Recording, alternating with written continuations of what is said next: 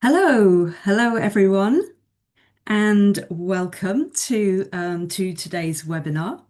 I'm Jo, and I'm just going to welcome you all to this live event, which is the first event in our series on understanding your context. And we are looking at how we can adapt our teaching and our resources for different teaching contexts. So I can see people coming in. While people are entering the webinar, please say hi in the chat and tell us where you're joining us from today. So if you're in Zoom, please use the chat for comments and to answer questions from today's presenters. And you can then use the Q&A for any questions that you might have to ask the presenters. And if you're joining on Facebook or YouTube, please say hi in the chat and post any questions that you have there as well. Okay, so today we have two sessions. The first session is a practical introduction to the professional practice of understanding your context. And the second is about how to set up projects that introduce culture and communication into your classes. So we're about to start our first session, which is Understanding Your Context, a Practical Introduction with Rabia Shafi and Nadia Twati. So they are two of our Courses for Teachers Facebook group tutors. So welcome, Rabia. Welcome, Nadia. Thank you, Lo- Jo. Happy to be here. Lovely Thank you, to Joe. Lovely to have you here. Where are you? Where are you actually joining us from? I've seen so many countries in the chat already. Nadia, where are you joining us from today? I'm joining from Tripoli, Libya. Okay, amazing. And what about you, Rabia? And I'm joining from Sialkot in Pakistan. Okay, excellent. And I'm joining from France. And so welcome to everybody that we've seen joining from all the different countries as well. So I'm really looking forward to the session. And we're about to start any minute, but first of all, I need to tell the audience a little bit about you both. So I'll start with Rabia, who is one of our Courses for Teachers Facebook tutors. She's a teacher, educator, and materials developer with over 20 years of experience working with educators across Asia, the Middle East, the Americas, and Africa. So she holds a master's in applied linguistics. Rabia designs and implements training programs for teachers and teacher educators in public schools. So she lives and works in Pakistan. Okay, nice to have you here, Rabia. Over to Nadia. So Nadia Twati is also one of our Courses for Teachers Facebook group tutors. She's a teacher and teacher educator working for the British Council in Libya, and she delivers professional development workshops for teachers in Libya, Jordan, and across the Middle East and North Africa region. So she has a master's degree in theoretical linguistics and also works as a lecturer at the University of Tripoli. Okay, Nadia and Rabia, are we ready to get started? So I can ask you to share, you can start sharing your slides now, Thank you, Jo. and I'll hand Thank over you, to Joe. you. Okay. All right. Thank you, everyone, and a warm welcome from Nadia and myself to all of you. I can see a lot of people from around the globe, and it's so nice to see so many people here from the beginning. So today we're going to talk about one of the professional practices known as understanding my context. This is a practical introduction, and I'm Rabia, and with me I have. Nadia? Yes. Okay. So before we start on this very, very important topic, which is, I think, the basis of when we start developing materials or manage our classrooms, I want you to look at the questions on the screen. And Nadia, can we have the next screen? Yes, thank you. And can you tell us a little bit about what your classes are like? So in the chat, can you write my classes are usually, and pick one of the options from the box. You can write numbers 1 to 6, or you can want to add any other feature about your classrooms, please do. So Nadia, can you complete this sentence? Hmm. My classes are usually mixed level and face-to-face. Okay. And we can see a lot of people are saying that their classes are face-to-face, large classes, mixed level. Some are saying 1, 2, 3, 6, 1, 4, 6, which means that we do not have one particular set of classes that we teach. We always have mixed characteristics. And Nadia, if you said large class and then they are They're mixed level and face-to-face. mixed level and face to face. So do you do anything different for them? Do you Um, face any challenges when you're teaching um, that class? I do, I do. With the mixed level classes, I usually have to think of more than one way to deliver the material, to deliver instruction, to teach a specific functional language or grammar point. And I always take that into consideration when I'm actually planning my lesson. And for the face-to-face, I like to use that as an advantage where I get to do more activities, more kinesthetic classes as well. So I like to use, sometimes it is a challenge, but it's also sometimes good to have these types of classes. Yeah. So we can safely assume that there is no single typical classroom, and that's what exactly understanding my context is all about, understanding who your learners are, where they're learning, and why they're learning. So let's look at the sessions for our session today. Not session aims for our session today. We're going to be looking at what is understanding my context, what are the British Council's professional practices, how can we understand our context more effectively. So we'll be talking about a little bit of tips. We'll be sharing a framework also, which will help you adapt activities according to the context. And how can we develop in the area of understanding my context? I think this is one of the most important areas that we'll be discussing on in our session. So which one session aim are you most looking forward to? Please tell us in the chat. You can write the number. Uh, Nadia, which one are you looking forward to? I was about to tell you, I'm really looking forward to how can I develop in the area of understanding my context. Because I feel like it would probably give me practical ideas and, things that I can actually implement in my own teaching. So that sounds very interesting to me. All right. So we have a lot of people also saying that they're looking forward to number 3 and 4, and I'm also looking forward to both of them. So let's start with understanding what our professional practice is, and then we'll move on to understanding our context. Mhm. Well, the British Council has 11 professional practices that are covered. For the next 3 months, April to June, we will be focusing on a specific one, which is understanding my context. We'll be focusing on this from different aspects, and hopefully the teachers can pick up, develop themselves, as I've mentioned earlier. It is a great thing for teachers because most teachers want to be better at their teaching. They want to learn new techniques in order to help their learners inside the class. So understanding our context is a crucial aspect of language learning and teaching.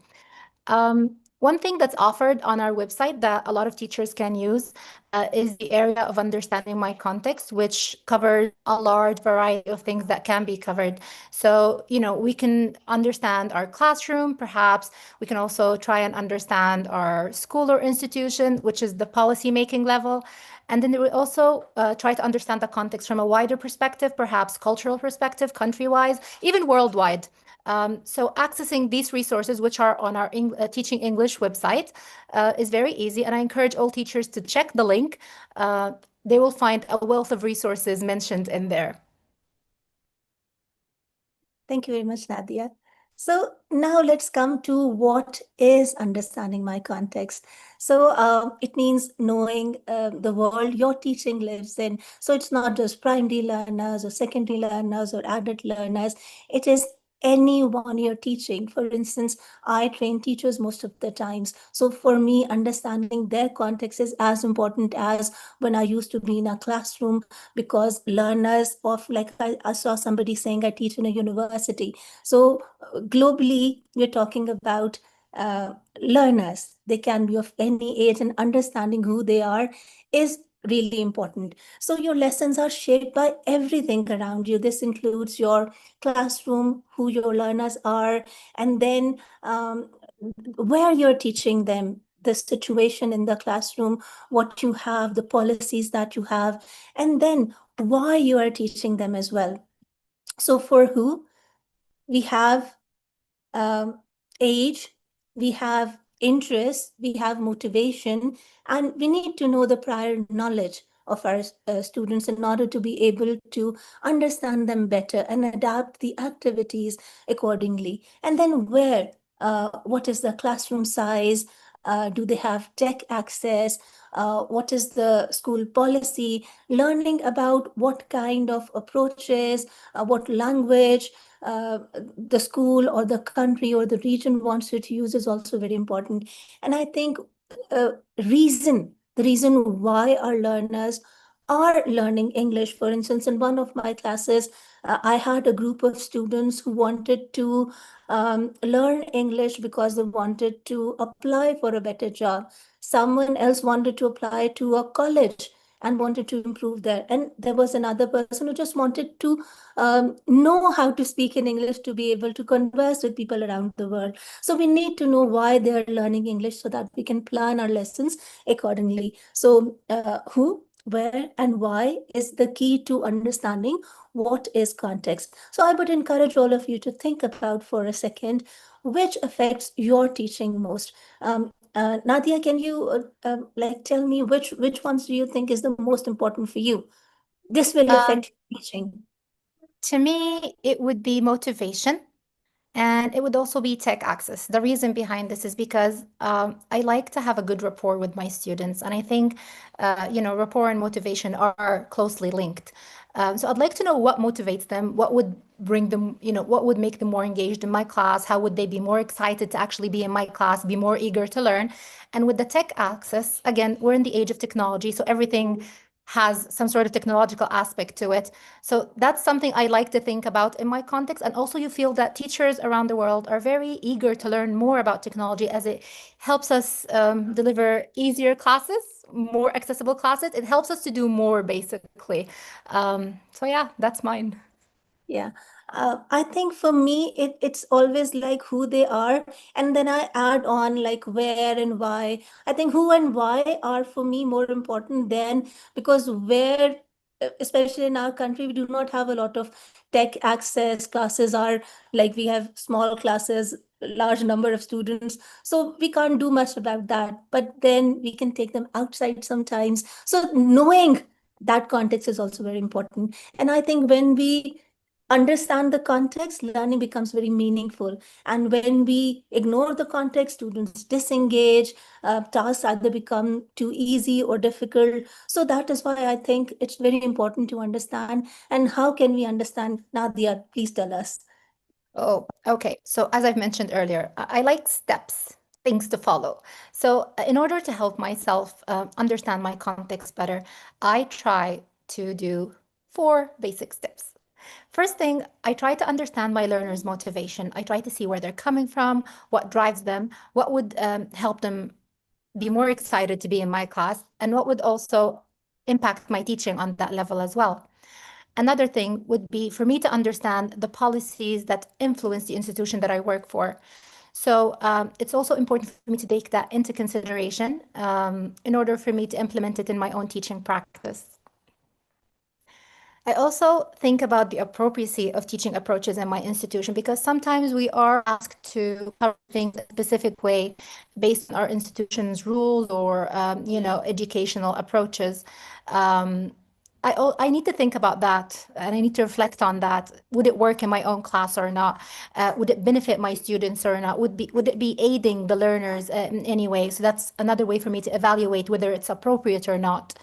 And last but not least, I try to reflect. I mean, that's what we should always do. I think since the first time we actually started teaching, reflecting is an important and a very powerful tool to teachers because it helps us see what worked and what didn't work, and helps us also think about the context around us, our students' context, and how would it actually impact our teaching. So those are my 4 steps, Rabi. That's great. That's great. And I think it's very important for teachers to reflect And without that, I read somewhere that if you do not reflect and you have an 18 years experience in teaching, that will count as just one, because you experienced teaching once and you kept on repeating that. So you just have 1 year of experience. But if you reflect and change, then you have a different experience every year. And then you can call yourself like 18 year, you have an experience of 18 years. Otherwise, you're just repeating the same thing. So I think it's very important for us as teachers and teacher educators. I agree. So we are now thinking about what works in your context, so policies and resources. So if you do sometimes, your school policy or your institution policy dictates that you go through the curriculum, in a specific pace. You are required sometimes in some regions by inspectors or, different educational bodies to do things at a specific time and perhaps finish the book at a specific time. So what do you do in that case? There are different ways, you don't have to be stuck with it. You can find a way around it. I think one of the most important things about teachers is the fact that we are creative creatures. You don't become a teacher of English just like that. I feel like we are very good at thinking outside the box. We're very good at finding solutions. So if we're asked to cover the curriculum too fast, we can simply slow down the key parts to make sure that we've actually covered what truly matters. We can also simplify tasks to our students. That's also another thing that we can do. We would still be covering what's needed from us on an institutional level, so covering the curriculum, but we would also be serving the educational process and making sure that learning is happening inside our classes. So another thing would be the English only policy. A lot of schools ask students, or a lot of schools ask teachers to use only English inside the class, supposing that, mother tongue is not as important, or perhaps using English would focus more on the learning, and it would also help students to pick up the language, so to speak. But using L1 and using L1 strategically can actually enhance understanding. It can support the learning process, especially with lower levels where a little bit of hand-holding is needed. So that's one way we can actually use the L1 in a strategic way. It can also be in some regions, including my own, where we teach in order to examine. So we don't think much in our system about whether learning is actually happening. We only care about the grades that result at the very end. So exam-focused system, that's also an issue.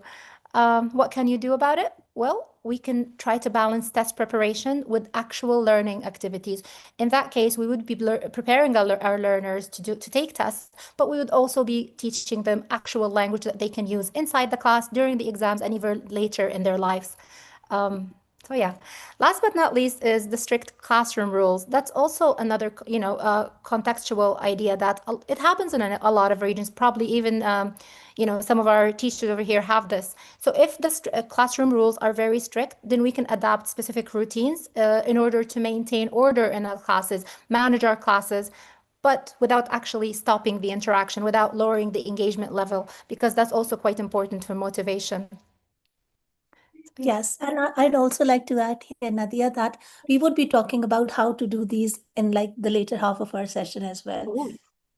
You will be sharing very practical ideas. I think that's the part the development. I'm very excited to see that. All right, so we are now going to ask our teachers in the chat if you can actually type yes or no or not sure for the following statements. So the first one being, I can describe my classroom, my school, my community, and wider setting. This is a way for us to actually think about what we can do. It's a reflecting step to think about this and to tick all the boxes. If we can actually say that we can, then we have, a great grip and a great handle on our context. If we can't, if we think that no, I can't do this yet, then maybe it's an area for you to tweak, to develop, or work on with Ravi's ideas later. So for the first one, I can describe my classroom, school, community, and wider setting. You can just write yes, no, or not sure. Oh, look at that, Robbie. A lot of the teachers are saying yes. Yes, they can. Great, Wow. wonderful. It's Wonderful. like All right. the comments are coming Yes, like it's beautiful. She's like, yes, yes, yes, yes. All right. Well, here is my second. So again, yes, no, or not sure. Someone's saying not sure about the wider community, and that's maybe something Robbie can help you with later. Can you judge what works, what doesn't work in policies, practices, and resources? So tell us in the chat box, lovely teachers. Oh, look at that. They're saying yes. Someone's saying no, but not sure. Mostly yes. A lot of the teachers are saying yeses to the question. Somehow, yes. Someone is saying somehow yes. Did you see that? Yeah. Okay. Our third is, can you understand your learner's needs and motivations? Someone's saying so. I don't know if you guys are familiar with this, but it's like 50-50. Not all the time. Someone's saying that all the time. Yes. Wow, you guys are fast. They're very quick at writing yes. Oh, and someone's saying not sure. Okay, not all the time. Yes. All right. What about recognizing what's possible and what might be challenging in your own context? Are you able to recognize this? Are you able to see this? Wow. Someone's saying yes. That's two yeses, Robbie. Yes. All right, that's wonderful to know. And the ones who are saying no and not sure, I think now you have a direction that this is something that you can do in order to understand your learners in the context a little bit better. And hopefully by the end, you will be sure also of most of the answers. All right. So now investigating challenges and understanding my context. Like a lot of times we are like, a lot of you were saying not sure because we do not know what it is.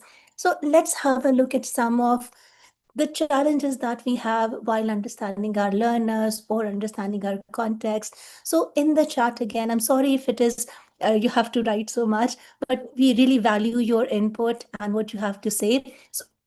So please, in the chat, can you write what is one challenge you face in understanding your context? So is it knowing, because I think when Nadia showed the indicators, a lot of you were like, when on number 2, what works in policies and practices and resources, we saw not sure.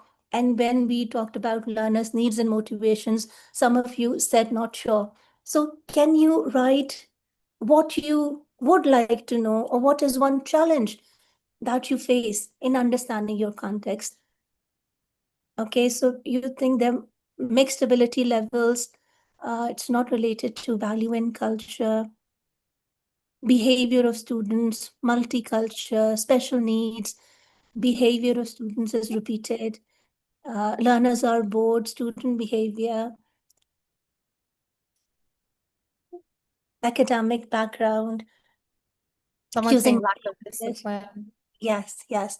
So a lot of times when we are working with the learners, we see that what we see on the surface is not all, it's not a complete story. So if we look at the context iceberg that we have on the screen, like the iceberg on the top, we can see only few things that are visible. For instance, we can see what language they're speaking, we can see their behavior, the way they're participating, or they're completing the tasks or not. But there is so much more to a child or a learner or a context. There are things that are very hard to see. Okay, so harder to see are like the confidence of a child. If we do not give him an opportunity, we will not know. So we have to do something to see whether or what level of confidence the child has, and then what motivates that child as well, what he knows, and what kind of learning strategies does he like, or what is his learning preference. So in order for us to be able to see beneath the surface, we need to do a certain things. And then there are some things that are completely invisible and subconscious. For instance, a child might believe that I'm not good at English. Somebody said something to that child, and now he believes. Maybe his friend or somebody in the family said that to him, that you don't speak good English, or your accent is not good, or you're not pronouncing the words correctly. And he thought that he now believes it, that I can never speak good English. And then sometimes it's the problem of identity also, like people like me, they would never succeed. So it's cultural also, it's emotions also. So when as teachers in a classroom, or as teacher educators in a training room, what we see in front of us is only a small part. So we need to we really need to understand what's beneath the surface, for us to be able to understand our learners and shape the learning in the classroom. So I just want you to think about what hidden challenges your learners have, not just what you can see, like the behavior or the participation.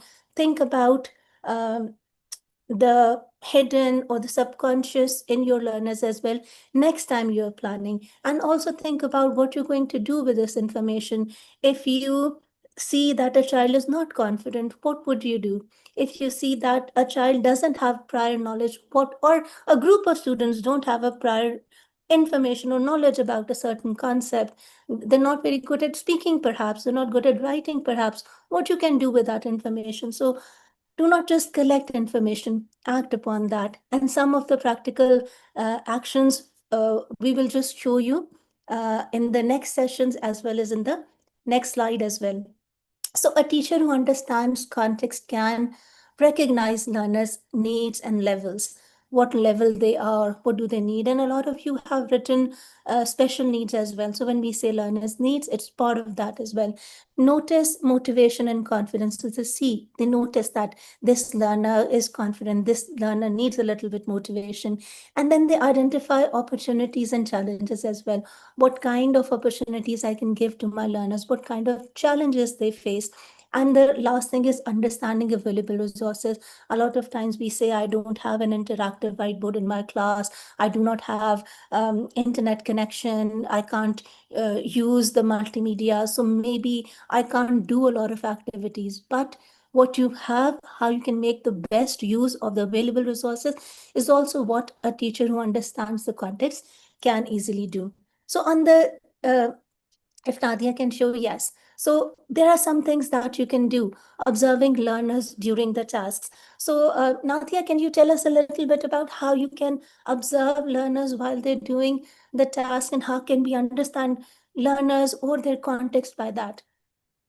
So when I observe learners during a task, I try my best to do it like on stealth mode. So I try not to do it as they, because sometimes students fear the fact that teachers are watching them and they would actually stop doing the task that they're doing, or they feel that they're making a mistake or doing something wrong. So I usually walk around and I take notice of different interaction patterns. Who's taking the lead? Is it the same person? Is it also, different leaders this time? I also think about their task completion. Do they fear to ask me, to re-explain, or to ask me about the specific task at hand? That could also be, the fact goes back to the fact that they are afraid of me as a teacher figure, and that does happen in a lot of cultures. So that's one thing I do with observing them. Yes. Yeah, Okay. yeah, you But go ahead. okay, I was just saying that what I do is I just focus on 3 students or 4 students in one lesson. So I like lurk around. I don't hover, but I observe, and it's not like I'm eyeing them. I just notice things, and then I'm seeing who's speaking in the class. I'm seeing who's avoiding speaking and who is struggling to say words. So these kinds of things, I note them down, and then next time I plan something for those learners to give them an opportunity to speak, maybe support them, pair them with someone. So observing in a way that we do not make the other like children see, like you said, it's not like they become scared of you, that teacher is looking at me so much, but then you actually notice what's happening around you, and then asking them some questions also. So sometimes it's good to clarify what you observed. Maybe the child was just exhausted that day. It's not that he's not confident. So maybe asking some informal questions to understand how they are, how was the weekend, things like that will also help you understand the learners even better. and then checking students' work regularly. I understand as teachers, we have so much work every day to mark, so many like worksheets and like assessments that we have to complete. But in order to be able to understand the learners and where they lack, it's really important to see what they're doing, what they're submitting, or their group work in the classroom very regularly so that we can really monitor and provide support when needed.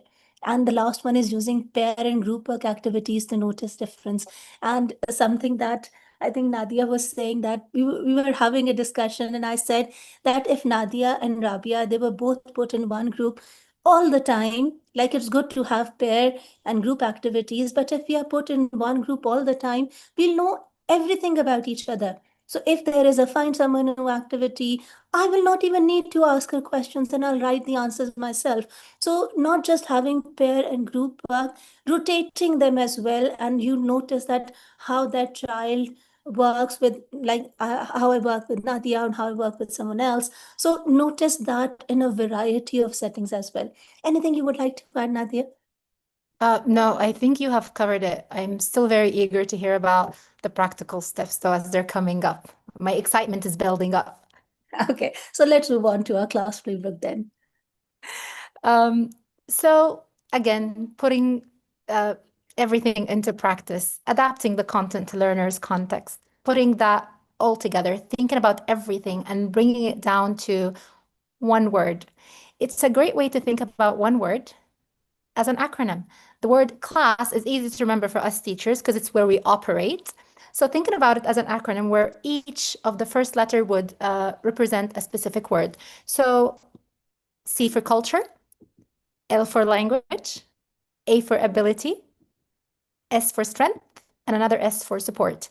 This is a great framework for teachers to work on and to think about when thinking about the context of their learners inside their classes. So we're going to go through each one of them in details. First one being the culture. So taking into consideration students' culture inside the class and learners' culture is quite important. It could start as something as easily as using local names and landmarks into our teaching. So here is an example of localization. An example of the sentence would be, John is eating a sandwich in London.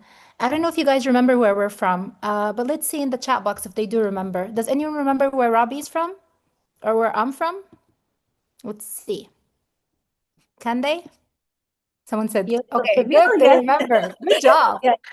Okay, so as long as you guys remember, then you know that naturally we don't have a city called London. And I probably, you wouldn't meet, not normal to meet someone named John in Libya.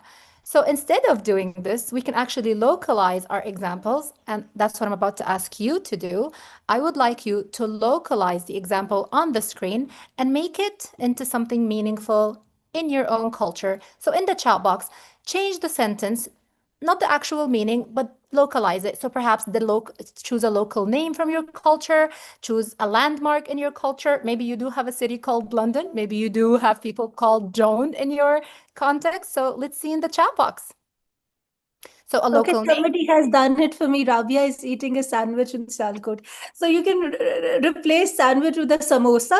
Yes. So yes, so be more local. Sandwich is quite universal though. So I feel like they would maybe some of them might actually want to keep the sandwich, but it's okay if you want to change it. So in my case, it would be Nadia is eating a burika in Medina. Something in my case. So what about you, lovely teachers? Let's see. Oh, someone's having couscous in the chat. Someone's eating something called a pono. Chan is eating fish balls in Mangkok. That's so interesting. Someone's devouring a shawarma, Rabi. And Maria is saying that now she's hungry. Oh, Maria. All right. So that's one way for us to actually think about the culture in our own context and including it in our lessons. This makes the students relate more to the lessons that we deliver. The second L. Does anyone remember the second letter? L? What does it stand for? Anyone? Let's see if they remember. L for language. Good job, everyone. All right. So here we go. Oh, before we move on to that, a checklist. Sorry about that. So a quick checklist to make sure that we're actually covering the cultural concept. Have you localized the examples and the visuals? Did you consider if silence means confusion or respect in that specific culture? Also, have you thought about your grouping strategies and if they match the local values? Again, they differ from one country to another. So from Africa to Asia to Europe, it's quite different. So that's important to keep in mind as well. Also, gender roles are quite important of who speaks in your class, who's the leader in a specific activity. So that's also quite important. And I think it all results from observing and making sure that you're taking into consideration all these aspects as you're watching your class complete their tasks. Also, have you identified hidden student motivators? As Robbie has mentioned earlier, the lower part of the iceberg. Are you able to see what motivates them? And last but not least, have you adjusted the task for those with a digital divide? So a way to explain this is, as Robbie has earlier mentioned, in both of our contexts, digital education is not very common. And even in some aspects, some people are not allowed to have a phone or they don't have enough, financial stability to have a phone. So making sure that the things that we deliver in our class, the things that we ask our students to do, do not cause a digital divide, to make sure that everyone's getting the same treatment and same access to material and ideas that we talk about. So now back to the language. Yes, and I'd also like to add something here before we Thanks, move Ravi. on. Yes, Yeah. for the culture, I think in Pakistan also we have different regions where culture is different. So if I go to a remote area, they will not want different genders to work in groups. So I need to know before that, before asking them to work in like pairs or groups. So that knowing the culture is really, really important, and then adapting activities accordingly so that you do not embarrass the learners at that time and they're reluctant to speak to the other gender. Respecting the culture of a country and is also, I think, very important. So just that one thing. Thank you, Ravi. Well, they already called it in the chat. They said language, so go ahead. Yes, okay. So the second factor in thinking about the context of your learners is language. We started with culture, and then language also is important part of culture as well. People take pride in their language.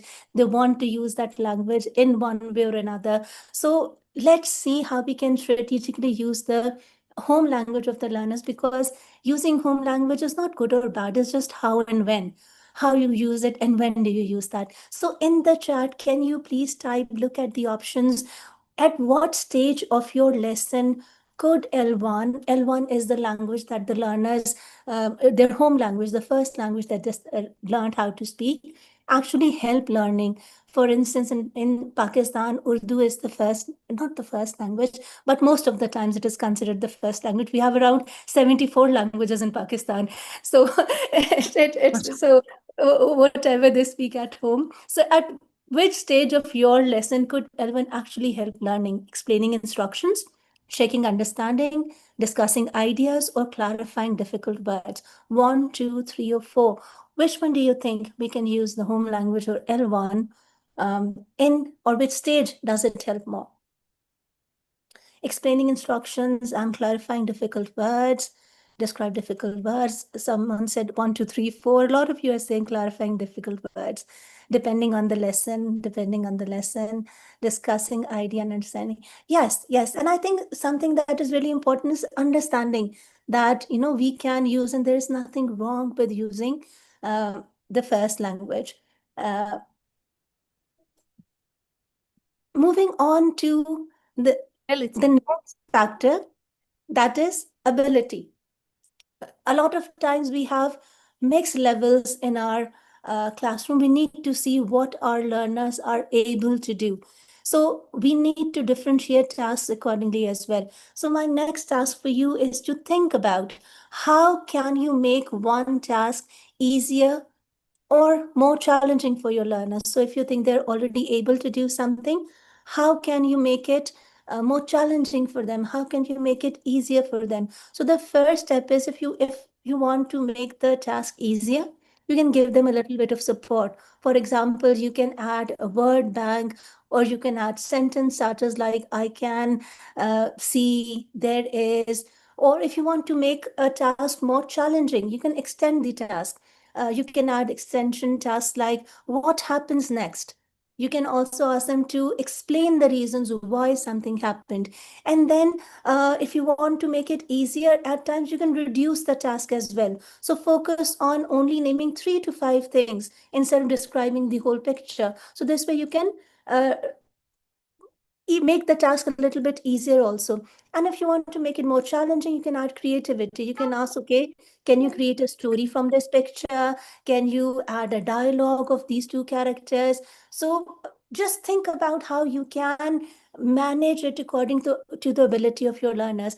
And finally, you can also allow pair work. Nadia and I were doing this webinar together. So now with this pair work, it has become easier for us. We had more ideas together. We are supporting each other. So do that in your classes also. And you can also add conditions. For instance, if you've asked them to write a story, you can ask them to add 3 adjectives. You can ask them to write 4 characters. So you can ask them to write, this should be the word limit. So you can this way make it a little bit more challenging as well. Nadia has must should could strategy for you also for this. I like this. Thank you so much, Robbie. A way to build on this is to think about our tasks for all of our students. So differentiate for everyone. Now, differentiation doesn't mean extra work for teachers. It just simply means it's the same lesson, but from 3 different access points. A quick and easy way to do this is to think about musts. So must means that everyone must complete this task. And then you would have a part of this activity where if you finished, you should move on and do this. And then in case you finished again, then if you'd like an extra challenge, you could follow with this. An example would be, for example, a reading story or a writing, but let's do a reading, where you ask everyone to identify the main character. Everyone must identify the main character. This is easy. It can be done very easily. So everyone can actually fulfill this condition. And then you tell them that they should describe the character's problem. This is a way for them to feel like, oh, I'm not obliged to do it. I can choose to do it or not to do it. So if they feel they're unable to, this would not frustrate them. And for stronger students, and again, you're giving the option to everyone. You can tell them that if they'd like an extra challenge, they could write a letter to the character. Again, writing would be the most challenging because it requires productive skills, and it would actually, it's a larger bite to take, so to speak. So you don't have to do extra lesson planning. There's no extra management needed. It is the same lesson, but with 3 different tiers, so differentiated tiers. So that's mine. Yes. Yes, Robbie. Okay. Okay, so we have done CLA and now we have 2S. So the first S is strengths. So building on what learners can do is also very important. So instead of just saying what they cannot do, let's look at what they can do. So can you think about your learners and can you write in the chat, what can your learners already do well? For instance, some of my learners can speak very confidently. They can work in groups. Some can memorize very well, and they can use visuals, they can draw well. What do your learners do well? And also think about how can you use these strengths in your classroom to help and support your learners. So knowing what your learners can do well, what they already know, can help you build activities around their interests and their abilities, which will help them uh, learn better, and then it will give them more confidence also. So on the next slide, we have some strategies also what you can do. A lot of you are saying 2, 3, 4. I get the chart a little later. So working in groups can collaborate just fine, using visual aids. Uh, Great, thank you. So if you have some learners who are able to speak confidently, you can use them as discussion leaders. So they will get an opportunity to use their skills and they can support other learners in the classes also.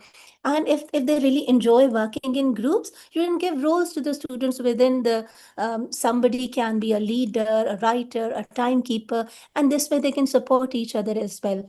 And then memorizing. So you can ask them to memorize useful phrases and then use them in speaking activities. Functional language is very good if they good for them if they can memorize them. And then using visuals. You can let them create You can ask them to draw. For instance, for me, I don't know, it happens with you as well. I used to draw pictures in order to remember things. So I would have, like, if I have to remember a story, I would write, I'll draw pictures so that I'm able to understand better. So just try to use the strengths that your learners have as well. Moving on to the last letter of our class framework, support. Yes, so supporting our learners. We are always thinking about our learners, thinking about what is best for them. So supporting them with visuals, supporting them with scaffolding, supporting them with, having them work with peers, pairing and grouping, as Robbie has mentioned earlier. So for example, an example of this would be giving the students this picture and asking them to describe the picture. Now, again, some students might be able to do this, but then some might need some support or hand holding. So what kind of support do you think you can add? Think about that to any picture, this picture or a specific activity. This is one way we reflect as teachers. How can I help them? How can I support them in order for them to produce the language to get the most out of my class? So instead of asking perhaps to describe this picture, you can give sentence starters. That's one way to do it. You can ask them, you can give them, I can see, there are, there is. All of those are great because students feel like they have something to build on and they're not as afraid as they were to actually follow up with the task. You can also add visuals. So perhaps if it's a piece of writing, the task has a piece of writing, add visuals.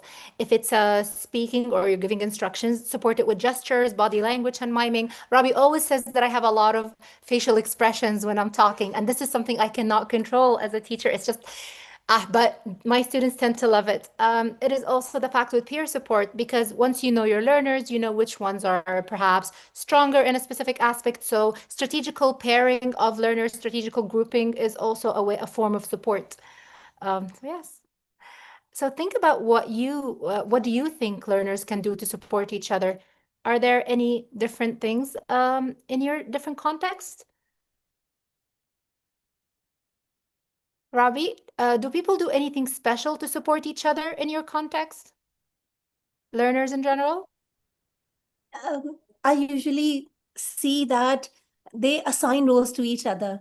So, Ah, okay, you are better at this. Why don't I draw the poster and why don't you present? So this way, one gives the ideas, one writes. So I see in my classrooms a lot of collaborative work, and they're lovely. like delegating duties. Now I used to do that. Now they're doing it among themselves because now they've seen each other's skills also. Beautiful.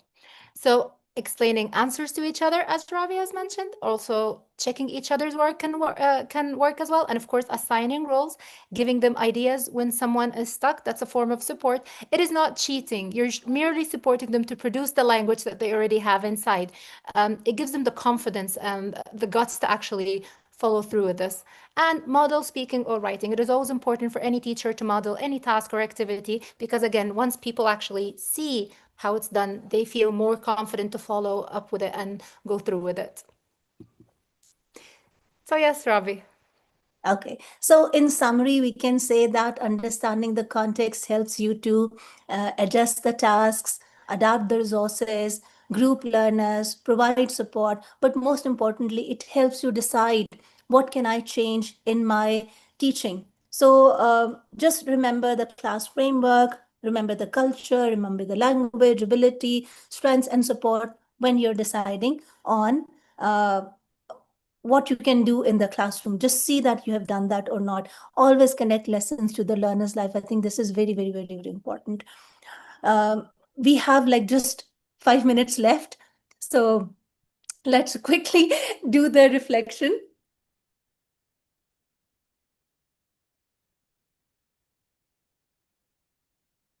So So yes, go ahead. Would you like me to? you go ahead. Go All ahead. right. So according to the framework that we have just discussed, class, which one do you already focus on? So type in the chat box for us, CLA or SS. Choose which S. You can write S1 and S2 for us to know which one you already have a great handle on. And then also think about for the future, not necessarily right now, but think about one that you would like to change in your next lesson, keeping in mind the context that you teach in based on the class framework. Um, let's see. I'm getting a lot of LAS. I love this. Someone chose LAS. They focus on the three middle ones. Oh, someone said S1 and S2. T. LS. Beautiful, beautiful. Great. So now, yes, Ravi. Okay, let's move on to how can we develop in the area of understanding the context. You can take part in a variety of free training courses on our teacher development platform. You can explore a range of topics from adapting resources to planning a great lesson. You can study at your own pace, and you can join our Facebook community also to share your learning with other teachers. And you can get guidance and feedback from tutors like myself and Nadia on our community. You can find out about our courses. Yes, this bigger table, that is the schedule for our year 2026. And you can see, if you can click on like one more click, there's this course, How to Adapt Resources. That is a new course. You can sign up and you can sign up. It's available till the 30th of June, and it has everything that you need to know about how to adapt resources. There are 12 other courses also that are available from April till June, and you can take part in these courses. They're free of cost. You'll get certificates for them. And if you join the community, myself, Nadia, and we have Maria also, we look at your comments. We have certain discussion tasks over there. We share resources there as well. We have weekly tutor chats also, which you can join and learn more from. We are very excited to see everyone. We also offer through our Teaching English website pathways for understanding your context. So it's a way for you to see how everything comes together, what kind of areas fall under understanding your context. So again, if you go to the link, you'll be able to see articles, videos, testimonials, even webinars previous and current about this topic. So yes, please do click on them. And again, you'll find all of this in our Facebook community as well. Yes, and somebody said I missed taking screenshot. This webinar and all of the webinars are available on our YouTube channel and on Facebook as well. So you can always go back and refer to them. So all of these are great ways to continue learning with us, connect with us, and also widen your teacher network where, again, as if you noticed in the chat box, teachers from all over the world. So it's a beautiful opportunity for us as teachers to meet other teachers with similar challenges and success stories as well.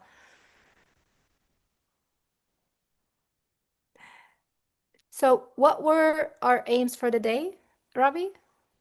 It was understanding my context, understanding what professional practices are, what understanding my context is, and I think developing in Absolutely, that was my favorite. yeah. So let's do a quick like mood check or feelings check. How do you feel about understanding your context now? Is it terrible or is it great? From 1 till 5, where would you rate yourself? I'm actually going to participate and type in the chat as well my own. I'm going to Okay, do I'm that. also writing 5. Oh, okay. Okay, great, great. Thank you I'm very getting much. a lot of fives and a lot of fours. Good. Nobody's Thank you breaking our heart with one. Thank you very much, everyone, for your ideas and participation. So if you would like to explore further, you can continue learning through the British County Teaching Resources. We also have a handout for you that you can access. I think it would be shared in the chat. And thank you very much, everyone. If you have any questions, please feel free to ask. And here you have a link for joining our Courses for Teachers community as well. Thank you very much, Nadia, and everyone. Thank you, If you Rafi. have any questions, we're here. And thank you all of our lovely teachers. Thank you for this amazing participation. Yes. Okay, thank you so much, Ravi and Nadia. What a useful session that was. I think we can see by all of the, the comments that have been coming in, just how useful that was for people. There's been, we've got 5 minutes. We've had lots of questions, but I think as you've gone along, some of them have been answered. I think just particularly the last part where you have just really described, what teachers can do for their professional development using all of the resources we've got. We've had Pir Faisal in Pakistan said, in our rural Pakistan, we still have the policy of talk and chalk and board without engaging the students in the language process. And the question is, who will teach the teachers first before teaching the students? Do you have any more advice there, or do you think we've really covered that with everything that you've shared there in the last part of the presentation? Okay, Um, before we start, Nadia, can you stop sharing so that we can see everyone? absolutely, Yes. absolutely. Okay, now, would you like to answer? Would you want me to answer? I can do it if you'd like. So again, with teachers, it is important sometimes to take initiative. So who would teach teachers? I think we should work on ourselves and not wait for others to work on us. And I feel with the British Council resource and the Teaching English resources, it does allow us the chance to work on things at our own pace, at our own time, asynchronous courses. You can work on them for like about three. Some of them are open for 3 months. Some of them have been open actually for even a couple of years. So I think this does allow us the opportunity to work on ourselves and our CPD. What do you think, Robbie?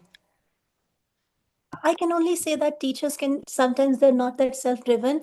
That is why we have communities like the one that we work in. So you can ask the teachers to join the community so they will not have to actually go and open a link. It's on Facebook. If they're checking Facebook, it will appear on their like a regular wall. They can click on a post. They'll see what others have written. They can engage. The posts are engaging. There are videos shared and articles. So it's not actively focusing on learning. We just make you learn through, cute posts and engaging ideas. So I think just ask them to join a community like ours, not necessarily just to join ours, any teacher community. And I think working with others is the best way to learn. Okay, great. Excellent advice there. Maybe we could just go to another question. Because you spoke, I think we really understood like how important learner motivation is. And Gifty in Facebook has shared a tip for an activity or something that they do in the classroom for higher or lower levels to actively and engage and inspire their students, which is incorporating a news time segment where students can discuss current events in the world. Have you got any other tips? People have also asked, like, especially for lower levels, have you got any quick tips for activities that teachers could use, like, really to motivate, engage their students? I was yesterday talking about one activity with, like in a group of colleagues that we have, that is object-based teaching. So you can use that approach in the classroom. Just bring a mug in the class, and you're just like, ask me questions about this mug. And children would be like, where did you get it from? And I'd say, Nadia gave it to me.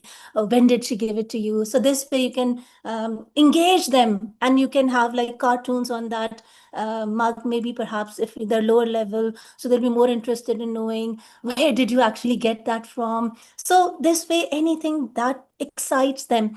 I also used to, if I had um, a text about sports, I'll take a football with me in the classroom. Or if I'm teaching time that day, I'll take a small clock with me in the classroom, and everybody would leave their work and look at me, what she's going to bring today. So make yourself exciting, your entry exciting, the things that you're bringing to the class or showing to the students exciting. I think that will motivate them a lot. Any ideas, Nadia? I think also I love your idea and building on that, using things that are actually made by the students for primary learners. So having them create something, perhaps, color a mug, get a plain mug, color it, and let's talk about it, the same mug. Perhaps making their own flashcards, using anything that they've actually done or, drawn or colored can be very exciting. People like to be acknowledged even at such a young age. And again, it's quite memorable, very easy to remember. So that's another thing you can do. Okay, thank you. Really, like just so simple, but they just sound like such, exciting, engaging activities. We had so many other questions, but I'm really sorry that we have just run out of time. So I think that we're going to have to probably wrap up now in time for the next session, which is coming up. So just to say thank you once again for your wonderful session, Rabia and Nadia. And thanks to our moderators today, Mel on Zoom and Naomi in Facebook and YouTube.